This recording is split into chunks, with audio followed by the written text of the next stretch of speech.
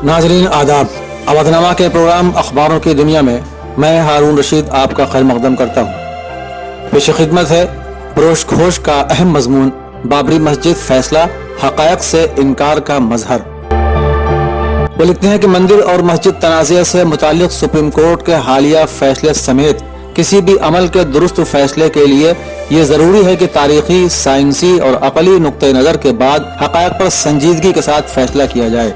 किसी भी नतीजे पर पहुंचने से पहले कुछ सवालात की संजीदगी से जांच पड़ताल की जानी चाहिए। नंबर 1, ये महर्षि वाल्मीकि थे जो कदीम ज़माने का एक अफसानवी लेजेंडरी मुसन्निफ है, जिसने राम को अपनी तख्लीक़ात में खुदा के अवतार के तौर पर मुतारिफ करवाया था।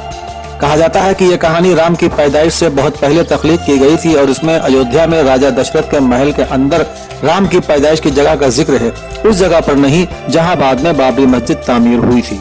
नंबर 2, बाबरी मस्जिद की तामीर 1528 में हुई थी। उस वक्त किसी ने भी यह दावा नहीं किया था कि यह राम की जाए पैदाइश है। यहाँ तक कि शायर तुलसीदास, जिन्होंने 1574-75 में रामचरितमानस की तश्कील की और राम को हिंदुओं में मकबूल बनाया, इस बात का कोई जिक्र नहीं किया कि राम की पैदाइश की जगह पर ही मस्जिद तामीर हुई।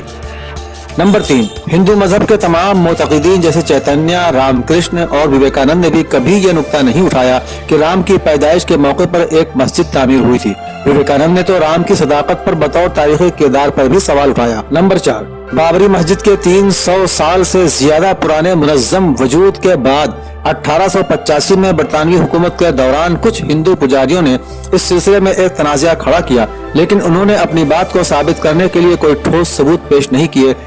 बरतानवी साम्राज्य रहनुमाओं ने तनाज़े को बढ़ावा देने के लिए हौसला अफजाई की ताकि बगावत के बाद हिंदुओं और मुसलमानों के माबैन नफरत फैलाई जा सके।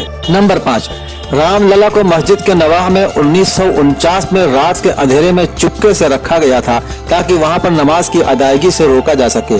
कांग्रेस के रहनुमा राजीव गांधी ने 1986 में राम पूजा के लिए मस्जिद का दरवाजा खोल दिया ताकि वो हिंदू वोटों को मजबूत कर सके। बाद अज़ां बीजेपी संघ परिवार ने पहले राम रथ यात्रा का आगाज किया, फिरका वाराना फसादात को हवा दी और उसके बाद बाबरी मस्जिद को शहीद कर दिया गया, जो एक तारीखी हकीकत है। नंबर 6, मौजूदा अयोध्या के आसार कदीमा के माजी के सिलसिले में पाए जाने वाले नताइज को लेकर आसार कदीमा के माहिरीन में भी इख्तिलाफात हैं।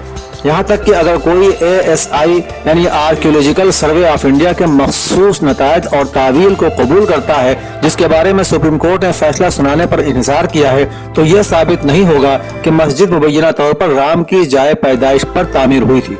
मजीद ये है कि कदीम जमाने में यहाँ और वहाँ बहुत से ढांचे थे, अब ये सब जमीन के नीचे हैं। बाज़ औक़ात खुदाई के दौरान उनमें से कुछ दरियाफ्त हो जाते हैं और फिर उनके बारे में आसार कदीमा की मुख्तलिफ तर्जुमानी की जाती है। ऐसे भी शवाहिद मौजूद हैं कि यहाँ तक कि बहुत से बौद्ध मंदिरों और स्तूपों को हिंदू मंदिरों में तब्दील कर दिया गया था। क्या यह जवाब पेश किया जाएगा कि अब इन सब हिंदू मंदिरों को मिसमार किया जाए क्योंकि ये बुद्ध मत के मंदिरों के मकामात पर तामीर की गई हैं?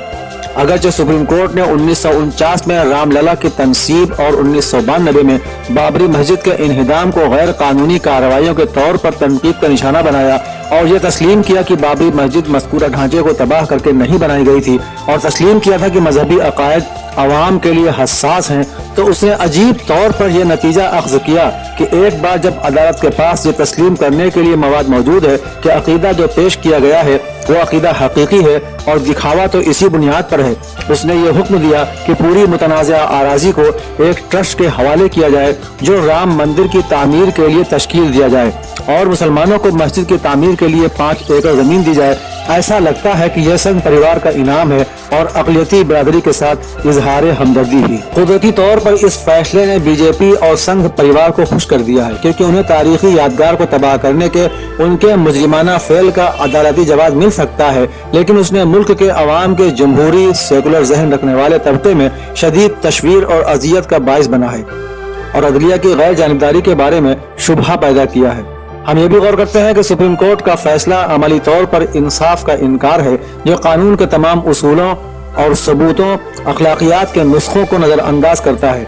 जमहूरी अक़दार की तारीख में अब तक कहीं भी मजहबी अक़ीदे को कानून और तारीखी शवाहिद से बालातर नहीं रखा गया है।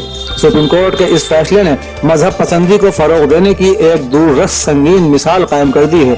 हम आवाम से मुतालबा करते हैं कि वो उन नुकात पर गौर करें जमहूरी हुकूक, सेकुलर अक़दार और अदालती गैर जानिबदारी पर कारी ज़रब का मुकाबला करें और अवाम का इत्तेहाद बरकरार रखें।